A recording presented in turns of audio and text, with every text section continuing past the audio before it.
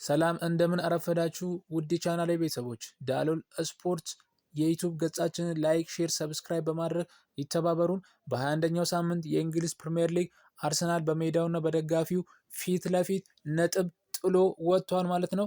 አርሰናል ይህን ጨዋታ ቢያሸነፍ ኖሮ ከሲቲ ጋር ያለውን የነጥብ ልዩነት ወደ 8 የሚያሰፋበትን እድል ሳይጠቀም ወጥቷል። የአርሰናሉ አሰልጣኝ ሚኬል አርቴታ ከጨዋታ በኋላ በእርግጥ ጨዋታውን ማሸነፍ ፈልገን ነበር። በመጀመሪያው አጋማሽ ወደ ተቃራኒ ሳጥን በደረስንባቸው አጋጣሚዎች ለጎል በጣም ቀርበን ነበር። በመደበኛው ጨዋታ በእንዲህ አይነት ሁኔታዎች ውስጥ ሳጥን ውስጥ ያለን ተጫዋቾች አግኝተህ ጎል ማስቆጠር ነበረብህ። በሁለተኛው አጋማሽ በጨዋታ ላይ የተሻለ ቁጥጥር ነበረን።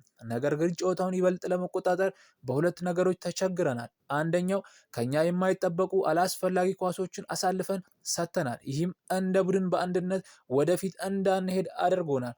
ተጋጣሚዎቻችን ምንም እንኳን ዛሬ አንድም ኢላማውን የጠበቀ ሙከራ ባያደርጉም እኛ ግን በተቃራኒው ሳጥን ውስጥ ስጋት ለመፍጠር ተቸግረን ነበር። እነሱ ሁሉንም ተጫዋቾቻቸውን ከኳስ በስተጀርባ በማሳለፍ ክፍተቶችን ዘግተውብናል ሲል የአርሰናሉ አሰልጣኝ ሚኬል አርቴታ በቁጭት ተናግሯል ማለት ነው። እንግዲህ አርሰናል በሜዳውና በደጋፊው ፊት ለፊት ነጥብ ይዞ ባለመውጣቱ ተቆጭተዋል። አርነ ስሎት ሰዎች በዛሬው ጨዋታ ጥሩ እንደተጫወትን ያስባሉ። ምክንያቱ ደግሞ ከ60 እስከ 70% ኳስን ስለያዝን፣ ነገር ግን በጨዋታው አንድም የጎል እድል አልፈጠርንም።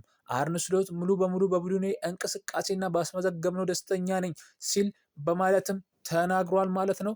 በ21ኛው ሳምንት የእንግሊዝ ፕሪሚየር ሊግ ይሄ ተጠባቂው ጨዋታ በአቻ ውጤት ተደምድሟል ማለት ነው። ውድ ቻናል ቤተሰቦች መልካም ቀንን ተመኘንላችሁ።